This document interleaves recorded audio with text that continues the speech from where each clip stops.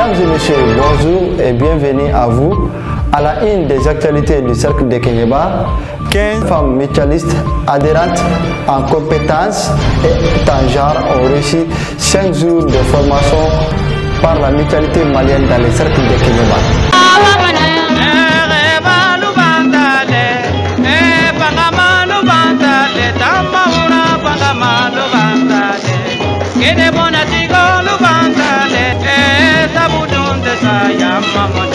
Cet atelier de formation s'est déroulé du 22 au 26 juin 2021 dans la salle de conférence de la préfecture de Kéniéba, présidée par M. Idrissa Kane, préfet du Cercle de Kéniéba. Cette formation a regroupé 15 femmes mutualistes venues des 4 communes du Cercle de Kéniéba, Djalafara, Dabia, Kenungore et Kéniéba, a pour l'objectif de renforcer les capacités des femmes adhérentes à la mutualité interprofessionnelle sur le genre, les droits humains et les violences basées sur le genre, la communication, la dynamique des groupes et le leadership. Ça fait déjà aujourd'hui 5 jours que nous sommes dans le Cercle de Kéniéba par rapport à cette formation sur les questions du genre, droits humains, violences basées sur le genre, sur la communication et des compétences personnelles des femmes mutualistes adhérentes.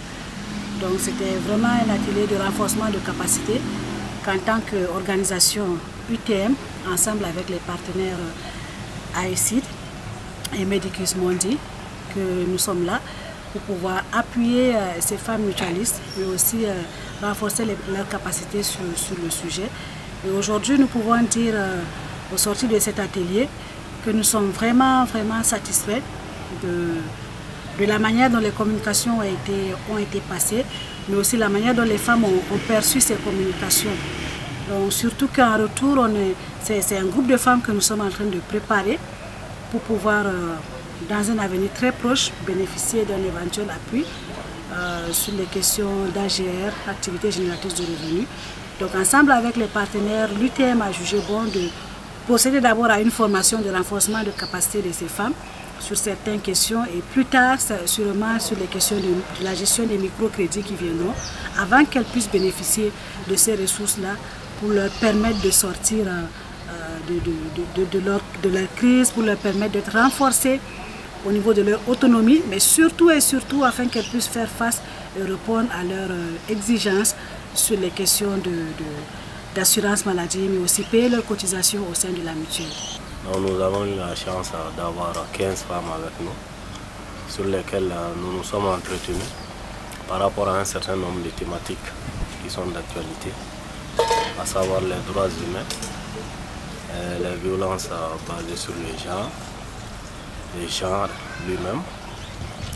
Ensuite, nous avons parlé aussi de la communication au sein des associations des groupes et les leaderships. Voilà un certain nombre de thèmes que nous avons développés avec les femmes. Vraiment, jamana miri abe musoko ko mana wili ube muso wili ka muso chayala situ banako nim bana wila du kono muso de to be fo nim men dem banana che to te fo chaw bi pere muso de kunde tetani de docteur solawa a chama fanani orna sinana awa che chama bi dugo amade docteur sol zakala donc nam welela ninkola anga jija kan hakili sigi kuma membe fo anga ke anga tous ces thèmes ont un point commun. Ce point commun, c'est la prospérité et l'épanouissement de vous les femmes. Comme on l'a toujours dit, la famille repose sur vous. Peut-être certains pourront dire que c'est un slogan, mais c'est plus qu'un slogan, parce que c'est vous qui assurez la continuité même de la famille. Donc, si vous êtes épanoui, la famille sera épanouie. Donc, nous remercions nos partenaires UTM et l'AECID pour avoir nourri cette belle ambition de vous former, de vous outiller avant que vous initiez des activités génératrices de revenus. Parce que sans formation, vous ne pourrez pas bien gérer. Et nous vous demandons, en plus de cette formation, d'être très rigoureuse dans